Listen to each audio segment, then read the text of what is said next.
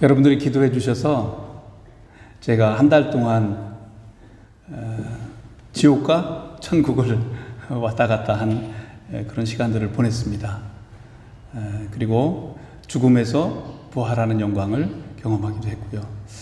또 기도해 주신 은혜가 참 감사하고 또 놀라운 은혜를 베푸신 하나님께 감사해서 한 번은 그래도 하나님 앞에 또 성도들 앞에 지난 과정을 간증 형식으로 말씀을 나눠야 되겠다 하는 마음을 주셨습니다. 제가 이렇게 간증 형식으로 말씀을 나누는 건 처음인 것 같은데요. 그래서 이 시간에 하나님이 영광 받으시고 또 하나님께서 일하신 것에 또 감사하는 그런 시간이 됐으면 좋겠고, 또 비록 간증 형식으로 말씀이 주어지지만 각자에게 주시는 성령께서 주시는 메시지가 있게 될 줄로 믿습니다. 이미 여러분들 아다시피 2월 두 번째 주 12일 예배를 마치고 금요 예배를 마친 후에 집에 가서 누워서 이렇게 영상 편집을 하고 있는데 누워 있었어요. 1시간 정도. 그런데 갑자기 머리가 띵 하는 거예요. 이게 뭐야 하고 있는데 지구가 막 도는 거예요. 가만히 있는데 지구가 막 돌기 시작해요. 그러면서 기운이 점점 없어진다는 느낌이 있는 거예요. 그래서 아내를 불렀습니다. 여보 옆에 방에 있었는데 부르니까 찾아와서 제 눈이 마치 자기 어머님이 천국 가실 때 모습처럼 눈이 딱 돌아가더래요. 그러니까 막 두드려 패는 거예요, 저를. 근데 얼마나 얼굴을 쇠막이 때리든지 그 아픔 중에도 지금까지도 그 얼얼함이 남아있는 것 같아요. 아마 그동안의 감정을 35년 동안 살아온 감정을 거기다 실어가지고 때린 것 같아요. 그래서 깨어났습니다. 깨어나서 일어나 보라고 해서 일어났는데 중심을 못 잡는 거예요. 평생 처음이죠. 그래서 중심을 잡다가 넘어지고 막 토할 것 같고, 그래서 점심 먹은 게 잘못됐구나 이런 생각을 한 거예요. 제가 뇌경색의 오리락은 꿈에도 생각 못했어요. 이럴 때는 보통 골든타임이라고 해서 3시간이나 4시간 안에 빨리 병원에 가라 제가 알고 있었거든요. 그런데 그때는 제 마음속에 가야 되겠다는 생각이 하나도 없는 거예요. 그래서 가서 조금 억지로 이제 토했습니다. 토하고 났는데 이제 침대를 부축여서 침대에 누웠습니다. 그리고 잠을 들었어요. 그렇게 해가지고 그 다음날 아침까지 잠을 잔 거예요. 알다시피 제가 시프가 가볍잖아요. 또 일어나서 시장 가야 되겠다 이런 생각을 가지고 있는 거예요. 그래서 여보 시장 갑시다. 괜찮냐고. 괜찮다고. 그래서 시장을 갔어요. 갔다 오는 길에 뭔가 좀 이상하게 머리가 계속 아파요. 그래서 약국에 들려서 약을 사가지고 먹었더니 좀 괜찮더라고요. 그리고 그 다음날 또 잠을 잤어요. 벌써 이틀이 지난 거잖아요. 주변에 자꾸 병원을 가봐야 된다고 그래요. 그래서 내가 왜 가느냐고 괜찮다고 했는데 그래도 아침에 일어났는데 머리가 계속 아파서 안 되겠다 해서 병원을 갔습니다. 병원 이제 응급실에 침상에 누워 있는데 2차 쇼크가 또 온 거예요. 누워 있는데 다시 동일하게 삥 돌더라고요. 돌면서 막 엄청나게 막 토하고 중심을 못 잡고 하니까 의사들이 뭐 난리가 났어요, 갑자기. 그래가지고 빠리빠리 막 검사를 해주더라고요. 그래서 다 찍어보니까 찍고 나서 의사가 하는 말이 당신 뇌경색이 왔다. 좌측 소뇌가 이상이 왔는데 범위가 크다. 근데 병원에서 해줄 수 있는 것도 아무것도 없다. 수술도 할 수도 없고 약물 치료밖에 할 것이 없다. 그렇게 말하는 거예요. 그래서 그러냐고 하는데 제 마음속에서는 그런 생각이 들더라고요. 이게 좀 이상이 왔네? 이게 왜 왔을까? 이런 생각만 하고 있었습니다. 그러다가 한 의사가, 돌보던 의사가 이렇게 말해요. 당신 코로나 백신 맞았냐고. 그래서 맞았자고. 언제 맞았냐고. 2차를 3개월 전에 맞았다고.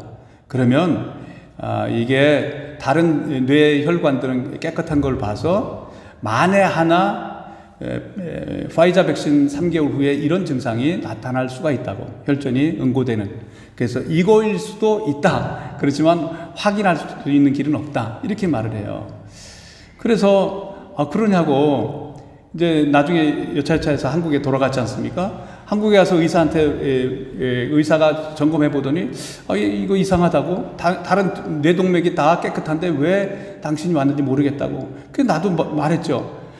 이 보통 뇌경색이나 뇌졸중이 오는 사람들은 어떤 상태에서 옵니까? 고혈압이나 당뇨나 고지혈증이나 술, 담배를 많이 하신다든가 이런 분들이 오는 건데, 나는 그게 하나도 없는 거예요.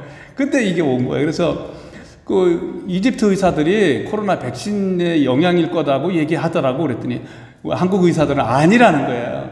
그러면서 여자 의사 한 분이 그러면 내가 왜 이게 왔냐고. 그러니까 내가 어떻게 하냐고. 그러면서 하는 말이 당신이 나이가 얼마냐고. 60이라고.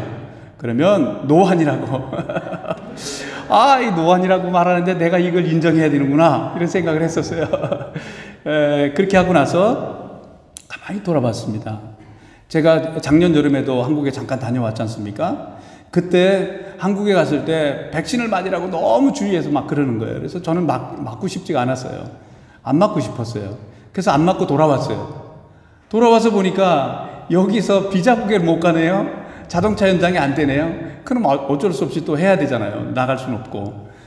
그래서 하나님 앞에 작은 일이든 큰 일이든 언제나 하나님 앞에 물어야 되지 않습니까? 성도는 주님 어떻게 하면 좋습니까? 제 마음속에 마가복음 16장의 말씀을 떠올려 주셨어요. 내가 어떤 독을 마실지라도 해를 받지 않는다. 이 말씀을 주시는 거예요. 그래요 주님, 내가 이걸 독 같은 것을 독이라고 생각한 건 아니지만 맞을지라도 해를 받지 않도록 하나님께 지켜주실 줄로 믿습니다 하고 맞았습니다. 아내한테도 맞읍시다 하고서 맞았습니다. 그리고 3개월이 지나왔던 거죠.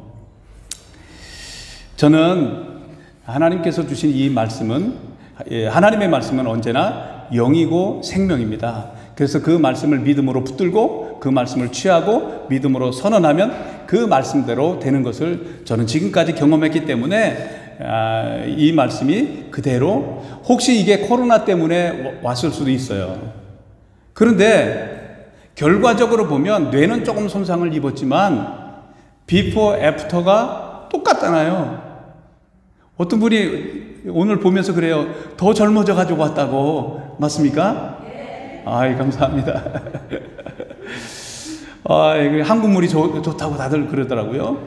살이 많이 빠졌어요. 근데 똑같기 때문에 그게 영향이 돼서 왔었다 할지라도 저는 지금 이전과 똑같은 거예요. 그래서 너무 감사한 거예요. 그래서 주님의 말씀은 변함이 없구나. 그리고 제가 이제 이집트 병원에서 퇴원해가지고 약물 치료를 하는데 계속 아픈 거예요. 머리가 아파가지고 견딜 수가 없는 거예요. 그런데도 또 주일 예배를 세 번째 주죠. 2월 세 번째 주 예배를 드리고 났고 또 우리 장로님하고 성도님들 의논하니까 한국에 빨리 가시라고.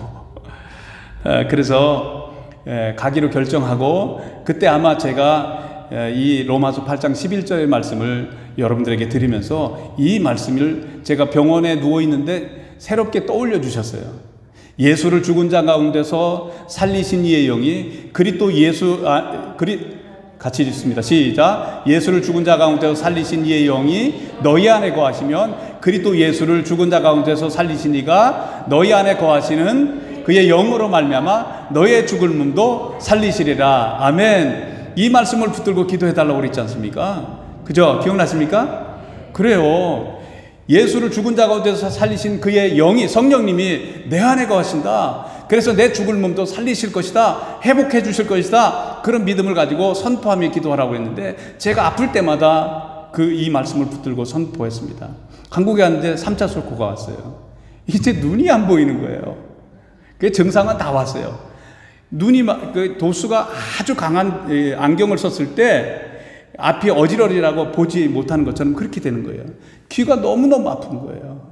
여전히 또 그 갈짓자를 걷고, 그래서 이거 왜 자꾸 이렇게 되나 이렇게 생각을 했었어요. 그럴 때마다 이 말씀을 제 마음속에 계속, 이 믿음의 말씀을 계속 고백했습니다. 그리고 하나님, 죽을 몸도 살리실 줄로 믿습니다. 저는 죽지 않고 살아서 하나님의 영광을 선포하게 될 것입니다. 주님 함께 해주실 줄로 믿습니다. 이 말씀을 그대로 붙들었는데 하나님께서 중간에 여러 기도와 더불어서 다시 회복시켜 주셨습니다. 얼마나 감사한지요. 제가 금요일 날 이제 이제 한국으로 돌아가기로 들어가서 전밀 검사를 받기로 하고 이제 비행기 표를 끊어놨습니다. 근데 문제는 머리가 너무 아픈 거예요. 머리가 너무 아프니까 이게 아니 허리 아팠을 때는 이 비교가 안 돼. 머리 아프니까 만사가 귀찮은 거예요. 아내가 옆에서 아프냐고 해도 막 짜증이 나는 거예요. 말 좀 그만하라고. 그랬더니 평상시에는 안 그러던 사람이 갑자기 이렇게 하니까 나보고 막 뭐라 하더라고요. 당신 버리고 내가 도망갈 수 있다 막 그러는 거예요. 엄포를 놓더라고요. 하나님을 찬양합니다. 안 도망가고 여기 앉아 계세요. 그래서 이렇게 하나님의 은혜로, 근데 머리가 너무 아픈 거예요. 너무 아파가지고 비행기를 탈 수 있을까 걱정이 되는 거예요. 근데 저녁에 누워있는데 우리 앞에 계신 광야 선생님께서 전화를 하신 거예요. 함께 동역하시는 중보자들이 나를 위해서 기도하러 우리 집을 오겠다는 거예요. 그것도 밤 10시 반에. 근데 실제는 밤 11시쯤 오신 거예요. 세 분이 오셨는데. 기도해 주신다는 게 얼마나 감사해요. 내가 잘 알지도 못하는 거예요. 그중에 한 분, 마리암이라고 하는 자매는 길 가다가 길에서 광야 선생님을 만났는데 소개해 주신 거예요. 기도하시는 분인데 귀한 분이라고 해서 거기서 악수하고 헤어졌어요. 그분이 여러분 알다시피 예한이도 백혈병이 왔었잖아요. 근데 그 예한이를 위해서 기도해 주러 간다는 거예요. 근데 예한이는 나보다 2주 전에 들어왔어요. 깨끗하게 치유받고. 할렐루야. 주님을 찬양합니다. 어쨌든 그렇게 하면서 잠깐 봤던 자매인데 기도해 주러 오겠다요. 그래서 11시에 왔어요. 세 분이. 두 분은 처음 보는 사람이에요. 그러면서 나는 그분한테 한 번도 제 인생의 얘기를 해본 적이 없는데 그런 얘기를 했다는 거예요. 그리고 또 와서 이런 얘기를 하는 거예요. 한 자매가, 마리암이라는 자매가 하는 말이, 이 목사는 요르단에 있을 때 큰 무거운 짐을 지고 있었다. 근데 그 무거운 짐을 지고서 이집트까지 왔대요. 근데 이집트까지 왔는데 이집트에서 또 다른 짐을 또 진 거야. 그래가지고 너무 힘들어하다가 이런 상황까지 왔다는 거예요. 근데 하나님께서 환상 가운데 나를 기도해주면 치유해 주실 것이라는 믿음이 왔다는 거예요. 그래서 한국 가기 전에 꼭 가서 기도해야 되니까 우리를 좀 우리 집에 데려달라고 그렇게 얘기했다는 거예요. 그래서 너무 고맙다고 하는데 한 18살 먹은 자매가 같이 왔어요. 저는 이름도 몰라요. 성도 몰라요. 한 자매가 아주 어린 자매인데 와가지고 우리가 얘기하는 중에 깜짝 놀라는 거예요. 그러면서 하는 말이 막 흥분을 하는 거예요. 그랬더니 나를 만나기 이틀 전에 꿈을 꿨는데 아시아 사람을 위해서 자기가 아픈 사람을 위해서 기도하는 꿈을 꿨는데 해석이 안 되는 거예요. 왜 누가 아픈가? 기도를 해줘야 되나? 이런 생각을 했다는 거죠. 그래서 저를 보는 순간 그 꿈이 해석됐다고, 당신을 위해서 기도하면 치유를 회복시켜 줄 거라고 그렇게 얘기하는 거예요. 두 명은 자매였고 한 사람은 형제예요. 근데 형제는 또 그렇게 말하는 거예요. 당신의 이 연약함 가운데 사단이, 제 말이 아니에요. 그 증인도 있어요. 같이 있었던 사람도 있습니다. 이집트의 중요한 키맨이고 중요한 사람이기 때문에 사단이 당신이 하는 일을 시기한다고, 그래서 넘어뜨리게 하려고 한다고, 당신이 이제 나이가 먹고 했기 때문에 이 아픔을 통해서 뒤로 물러나야지 하면 사단이 자기 목적을 이루는 것이라고. 그러니까 반드시 하나님께서 회복시켜 주실 테니까 이제는 회복되면 와서 동일한 위치에서 그 일을 계속하면 하나님이 건강도 회복시켜주고 계속할 것이라는 거예요. 제가 요청한 게 아니에요. 그분들이 온 거예요. 다 신실한 분들 같아요. 그리고 저를 의자에 앉혀놓고 세 사람이 기도했어요. 기도하고 그들을 보내놓고 났는데 머리가 안 아픈 거예요. 이게 뭐지? 근데 완전히 사라지진 않고 비행기를 탈 만큼 그래도 견딜 만한 아픔 정도는 남아 있었어요. 그리고 그래서 제가 비행기를 타고 한국을 가게 된 거죠. 아마 3주 전쯤 됐을 거예요. 제가 쓰러기 3주 전쯤 됐는데 아내도 꿈을 꿨어요. 우리 딸이 한국에 지금 있지 않습니까? 딸이 한국에서 이제 이집트에 온 거예요. 꿈에. 근데 꿈이 너무 생생한 거예요. 그러면 너무 반갑다고 고구마를 구워주겠다고 아내가 침대 위에 침대 위에 전기장판 위에다가 고구마를 굽기 시작하는 거예요. 그런데 갑자기 불이 났어요. 그래서 막 끄려고 했는데 안 되는 거예요. 그러니까 아내가 물을 가지러 부엌에 간 사이에 제가 가서 손을 딱 집어가지고 끄면서 손을 엄청 다쳐가지고 막 여보 하면서 나오더라는 거예요. 그래서 너무 그냥 꿈이 생생해가지고 이건 꿈이야 하고 저 깼다는 거예요. 그러고 나서 거의 한 달 동안 이 목사한테 무슨 어려움이 있을 수 있겠다라는 마음이 들더래요. 그래서 열심히 기도하는 거예요. 기도하는 사람한테도 같이 막 1시간씩 방언으로 기도하고 매일 그러더라고요. 전보다 더 열심히 저를 보호하는 기도를 했던 거죠. 또 여러분들도 그렇게 많이 기도해 주셔서 이런저런 아픔을 겪으면서도 이렇게 새롭게 치유함을 받고 오게 됐습니다. 이제 최종적으로 한국에 있는 의사가 이상하다고 원인을 찾지 못하겠다고 해서 모든 검사를 다시 했어요. 폐도 검사하고 그리고 동맥이나 이런 모든 것들 다 정밀 검사를 하고 최종 결론을 내릴 때 이렇게 말을 하더라고요. 원인은 뭔지를 찾을 수가 없다. 그런데 심장에서 뇌로 돌아가는 네 개의 큰 동맥이 있는데 이 네 개는 그리고 전체 뇌 사진, 동맥 사진을 찍어보니까 너무 깨끗해요. 청년 같아요. 너무 깨끗한데 요 소뇌로 들어가는 한 동맥만 막혀버린 거예요. 막혀서 이미 죽은 거예요. 더 이상 할 게 없다는 거예요. 그리고 자세히 보니까 여기 있을 땐 발견하지 못했는데 뇌경색에 뇌출혈까지 와서 이제 소뇌는 거의 손상을 입었다. 그리고 1년 후에 다시 와서 재검을 받을 텐데 그때는 이 소뇌는 거의 사라질 거라고 말하는 거예요. 근데 놀라운 것은 근데 하늘이 당신을 도왔다. 하늘이 당신을 도와서 이 모든 기능하는 모든 기능들은 다 살아있다. 이건 진짜 축복이다.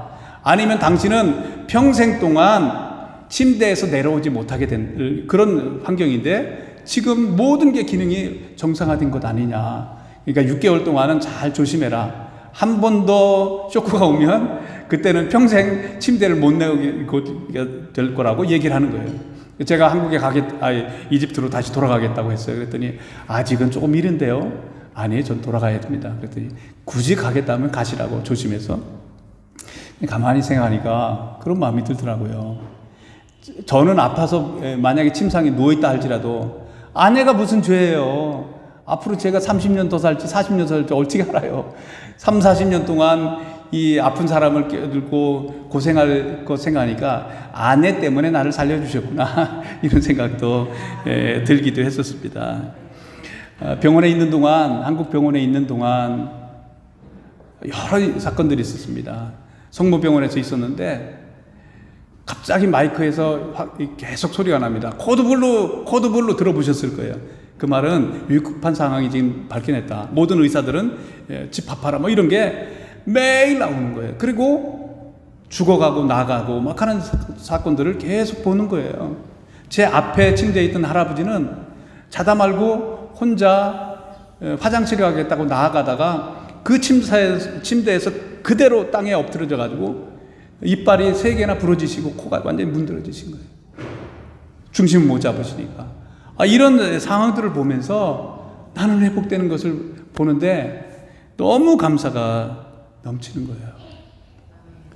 내가 그동안 감사를 많이 잃어버렸구나. 내가 숨 쉴 수 있다는 게 얼마나 큰 감사인지. 범사에 감사하라. 이는 너희를 향하신 하나님의 뭐라고요? 뜻이라고 말씀하셨는데 모든 환경이 좋든 나쁘든 아니면 연약하든 또 가난하든 그 모든 환경 가운데에서 하나님을 기억하면 이 모든 환경을 통해서 선을 이루게 하시는 놀라우신 하나님이다. 이 믿음을 가지면 그렇게 반드시 이끌어가시는 하나님이시다 하는 것을 깨닫게 하시면서 제 마음 깊은 곳에부터 하나님을 향한 감사가 터지는 거예요. 설 수 있는 것이 감사하다. 이집트 병원에서 퇴원을 해가지고 제가 일이 있어서 한인회관을 갔는데 계단을 타고 올라갔는데 술 취한 사람처럼 그냥 중심을 못 잡고 어리버리 하는 거예요. 그때 용사님 계시는지 모르겠는데, 그러니까 왜 그러시냐고 그러는 거예요. 그리고, 까르푸에 갔는데, 우리 기사가 같이 갔었는데요. 교회 기사가. 같이 갔는데, 중심을 못 잡고, 저는 똑바로 가려고 했는데 계속 이렇게 가는 거예요. 제가 옛날에 술 취해봐서 알거든요. 지금은 끊었습니다. 걱정하지 마세요. 아니, 가려고 했는데 안 잡히는 거예요. 이게 웬일인가. 그런데 이게요, 조금만 이상이 와도 그런 거예요. 사람이 내가 지금 건강하다고, 가진 것이 많다고 아무 소용이 없어요. 그래서 서 있는 것, 호흡할 수 있는 것, 화장실에 갈 수 있는 것, 다 하나하나가 감사 조건이에요. 무엇보다도 나에게 예수님께서 나를 위해서 십자가에서 죽으심으로 말미암아 나도 예수님과 함께 십자가에 죽고 예수님과 함께 부활하고 예수님과 함께 하늘 보좌에 앉아서 이 땅에 보냄받아 온 하늘나라 대사로 살아갈 수 있는 것, 그 기간은 어때까지는 알지 못하지만 이것이 얼마나 큰 축복인가. 모든 게 다 감사한 거예요. 이 사람을, 아내를 봐도 이뻐 보이고 전에는 짜증내게 나더라고 했는데 감사. 그래서 제가 전에도 그런 말씀 드렸을 거예요. 인생은 사랑하기에도 부족한 시간이에요. 뭐가 그렇게 할 게 많다고 매일 짜증 부리고 원망하고 미워하고 그렇게 사냐고요. 옆에 분에게 한번 축복하십시다. 당신이 함께해서 행복합니다. 당신이 함께해서 감사합니다. 우리가 주님 안에서 이렇게 한 지체가 되고 형제가 돼서 서로 사랑과 선행을 격려하면서 살아갈 수 있는 것, 얼마나 큰 축복인지 몰라요. 여러분들 그거 아세요? 예수님께서 이 땅을 떠나시면서 마지막 날 밤에 제일 많이 말씀하신 말씀이 뭔지 아세요? 서로 사랑하라. 할렐루야. 예, 예수님께서 마지막 가시면서 제자들을 사랑하시되 끝까지 사랑하셨대요. 얼마나, 이 말씀 보면 주님은 포기하지 않는 그 사랑을 우리가 다 받은 거예요. 그 사랑 때문에 우리가 돌아왔잖아요. 그런데 마지막 가시면서 너희들끼리 서로 사랑하라. 서로 사랑하면 세상이 너희가 예수님을 따르는 제자인 줄 알게 될 것이다. 좀 사랑하라고 말씀하신 거예요. 부부 사이면 서로 그 한 사람, 부인이 1000명이면 행복할 줄 아세요? 그러면 솔로몬의 그 말씀이 쓰여지지 않았을 겁니다. 아니에요. 내게 주신 그 한 사람, 내게 주신 그 형제 한 사람을 기뻐하고, 내게 주신 그 한 사람을 사랑하고, 그 한 사람을 즐거워하고, 그 한 사람을 섬기다가 가는 것이 행복인 줄 믿습니다. 뭐 다른 게 있다고요? 다른 거 없어요. 주님이 주신 게 가장 좋은 겁니다. 아멘. 주님이 베푸신, 예수님을 믿음으로 우리에게 주신 영원한 삶이 있는 거예요. 저는 여한이 없어요. 우리 젊은이들은 지금 죽어보면 아닐 텐데 이런 생각할 수 있어요. 아니에요. 하나님의 나라와는 비교할 수 없는 축복이 이미 예수님 안에 주어져 있음을 알게 됩니다. 제가 한국에 있는 동안 보너스로 주신 축복들이 좀 있습니다. 몸도 회복됐지만 가니까 또 할 일들이 있잖아요. 그 가운데 하나가 우리 자녀들을 생각할 때마다 좀 마음이 아팠어요. 한국을 보내놨는데 코로나 상황이다 보니까 교회를 못 가고 매일 뭐 영상으로 본다고 하는데 제대로 못 보고 하니까 신앙생활을 제대로 못하는 것 같아요. 마음이 아팠어요. 그래서 늘 기도하는 게, 기도 제목이 그것이었는데 이번 갔는데 그 기도 제목이 다 한 대로 이루어지신 것을, 이루어놓은 것을 경험한 거예요.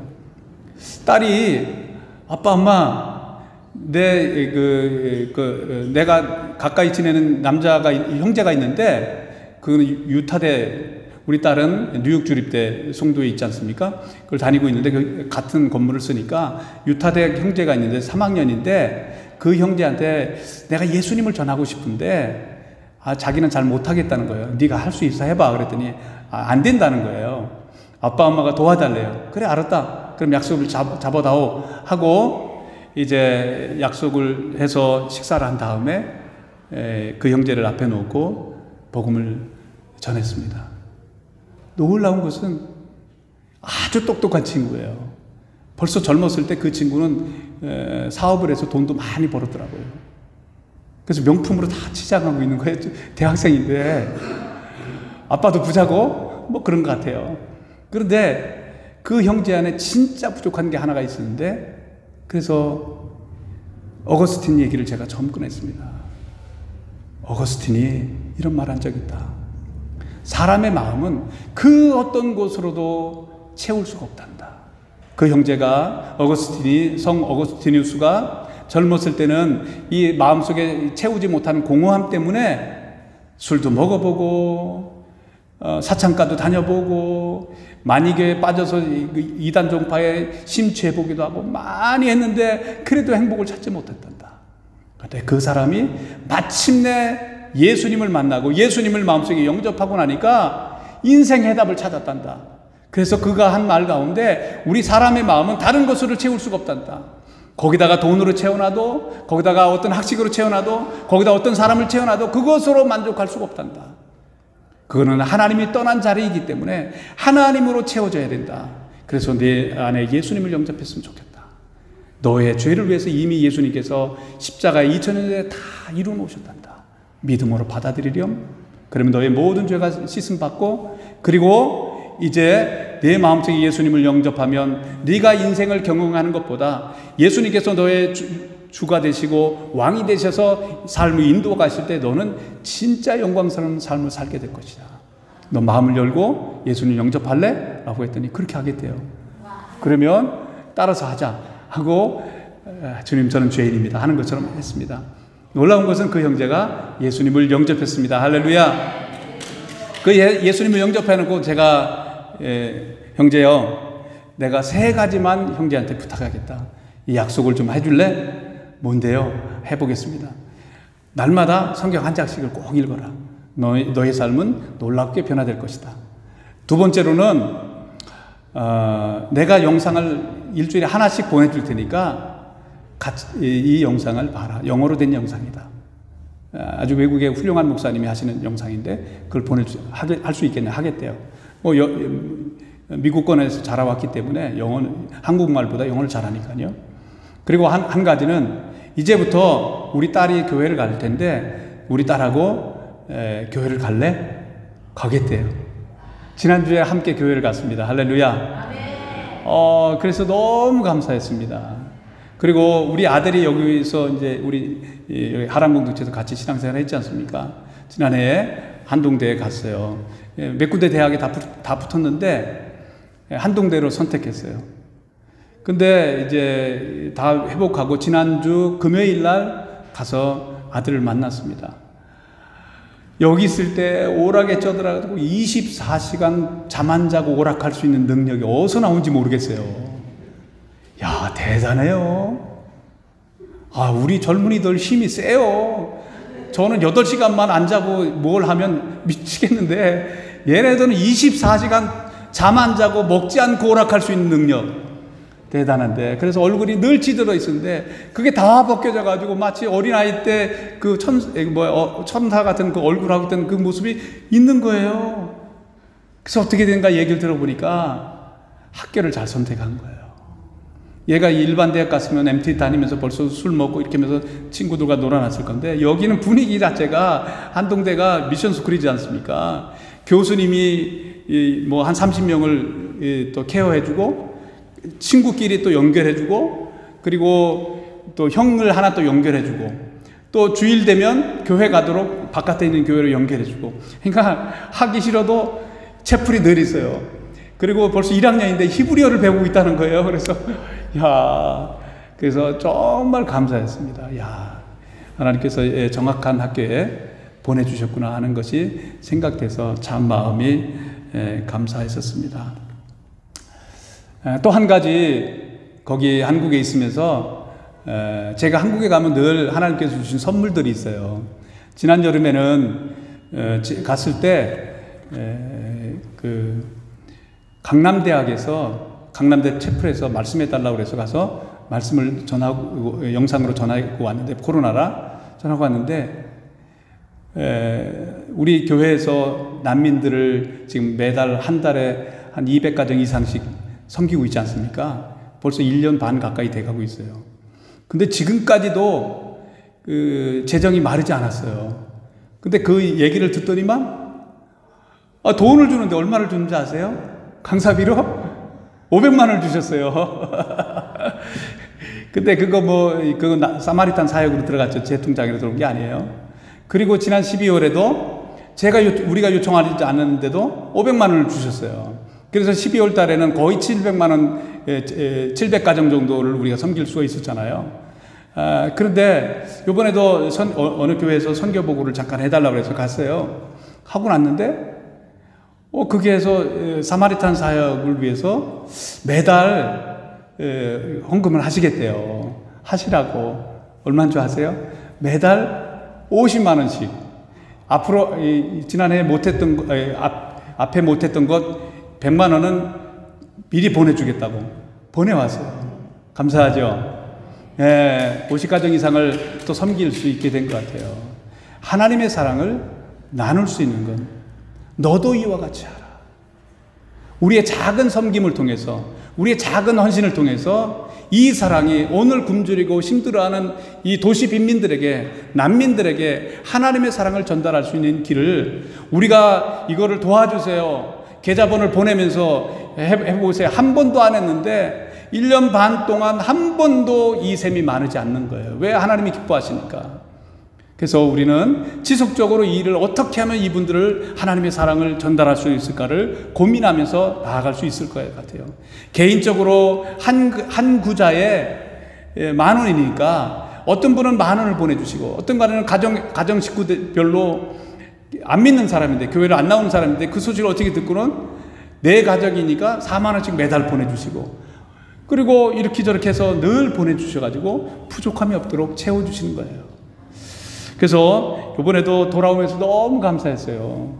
요즘엔 한국교회도 어렵지 않습니까? 그런데 요청한 것도 아닌데 그분들이 그렇게 해주신다 그러니까 그분들은 복받을 기본이 돼 있구나 이런 생각이 들었어요. 복은요, 내가 받는 게 아니에요. 전달할 때, 사랑할 때 하나님께서 그 복을 더하신 겁니다. 아브라함에게 왜 복을 주셨죠? 너만 잘 먹고 잘 살아라. 아브라함에게 복 주신 거 아니에요. 너를 통해서 모든 민족이 복 받기를 원한다. 이 복이 흘러가기를 원한다. 왜 예수님을 우리에게 주셨습니까? 예수님을 믿음으로 말미암아 그 사랑을 흘려보내라고 우리에게 복을 주신 줄로 믿습니다. 우리 교회가 45년 동안 하나님이 축복해 주셔서 여기까지 왔습니다. 이 은혜와 복을 왜 주셨습니까? 우리를 통해서 하나님의 사랑을 이 땅 가운데 흘려보내라고 주신 줄로 믿습니다. 그래서 더 복의 통로로 살아가는 우리 모두가 되기를 주님의 이름으로 축원합니다. 이제 돌아오려고 하고 있는데 한 주 전쯤에 제가 존경하는 목사님 한 분이 이 땅을 떠나셨다는 거예요. 소천하셨다는 거예요. 그래서 오라고 해서 갔습니다. 갔더니 참 많은 사람들이 코로나 상황인데도 온 거예요. 보니까 이 목사님을 너무 존경하고 사랑했던 사람들이 너무 많은 거예요. 저도 한때는 엄청 존경하고 따랐었습니다. 자연스럽게 헤어졌지만 이분이 연세가 76세인데 그분은 오로지 주님 한 분밖에 없어요. 주님만 사랑하다가 인생 마치겠다고 청년 때에 헌신해서 결혼도 안 했어요. 그리고 혼자 살아갔습니다. 교회에서 월급도 안 받고 쓰레기통에서 자전거들 고물들 주워다가 수리해가지고 그거 팔아가지고 교회를 세워갔던 분이에요. 아주 귀한 분이세요. 그래서 그분을 보면 예수님이 저렇게 행하셨지 않았을까 이런 생각을 들 때가 참 많았어요. 그런데 연약함도 많이 있었지만 어쨌든 그런 목사님이세요. 그런데 돌아가시는 마지막 순간까지 집회를 하시는데 두세 시간을 무릎을 꿇고 손을 쥐고서 끝까지 달려갈 길을 다 달려갑니다. 사도 바울처럼. 그러다가 진액을 다 쏟고 더 이상 진액을 쏟을 수 없을 때에 병원에 입원하셔서 이틀 동안 호흡곤란을 겪다가 하나님의 부르심을 받은 거예요. 그 모습을 보면서 제가 아내한테 그 마리암 자매가 그런 얘기 했다고 그랬지 않습니까? 무거운 짐을 지고 있는데, 내가 주님 안에서 안식하는 법을 많이 배우지 못했구나. 내려놔야 되겠다. 그래서 제가 늘 할 때 나는 하나님의 부르심을 향해서 달려갈 거야. 편지 쓸 때마다 그런 얘기를 많이 하거든요. 나는 뒤에 있는 것은 다 잊어버린다. 하나님의 부르심을 향해서 달려간다. 주님 한 분만을 사랑하고 섬기다 간다. 이것이 만족하다. 퇴로는 차단됐다. 이런 믿음으로 달려왔거든요. 그래서 아내한테 그랬어요. 여보, 이제 달려간다는 말을 웬만하면 하지 맙시다. 좀 쉬라 하니까 좀 쉽시다. 이런 말을 했었는데, 그 목사님을 통해서 마음속에 다시 한번 각인이 된 거예요. 선한 싸움 다 싸우고 나의 달려갈 길 마치고 믿음을 지켰으니, 그랬을 때 주님께서 이제는 주님께서 의의 면류관을 그에게 맞아주시면서 세워주실 그것이 바라보면서 나도 천목사님처럼 내 마음속에 목회 성공이다, 뭐 내가 이 일했다 저 일했다, 그거 아무것도 아니에요. 오직 나의 주 되신, 나의 신랑 되신 예수님 한 분 사랑하고 그분 섬기다 가면 족한 거다. 그래서 나의 믿음의 경주를 계속해서 또 달려가야 되겠다. 그래서 의사가 아직 가지 말라고 하고, 주변에 가족들이 아직 너무 빠른 거 아니냐고 가지 말라고 하고, 또 교회에서도 지금 아직 안 와도 된다고 하고 하는데, 아니, 저는 돌아봐야 되겠더라고요. 하나님의 부르심의 자리에 돌아오는 것이 축복이구나, 이런 믿음이 있어서 돌아왔습니다. 하나님이 지켜주셔서 죽지 않고 살아서 더 젊어지고 왔다는 소리를 들으면서 오늘 말씀을 전할 수가 있는 것 같습니다. 말씀을 마무리하려고 합니다. 여러분들이 제한의 역사하신 그 주님, 예수님을 죽은 자 가운데서 살리신 이의 영이, 그리스도 예수를 죽은 자 가운데서 살리신 이가 너희 안에 있는 그의 영으로 말미암아 너의 죽을 몸도 살리시리라. 제가 한국에서 이 말을 어떤 분한테 다 외웠고 내 마음속에 늘 차 있으니까 그 말을 했더니, 뇌를 다친 분 같지 않은데 어떻게 그걸 다 외우고 계세요? 그러더라고요. 누워서 있으면서 제가 로마서 8장 오래 암송하는 거잖아요. 열심히 외워가지고 한 반 정도를 외웠습니다. 외워보라면 할 수 있어요. 며칠 안 했더니 또 까먹긴 했겠지만 정상입니다. 걱정하지 마세요.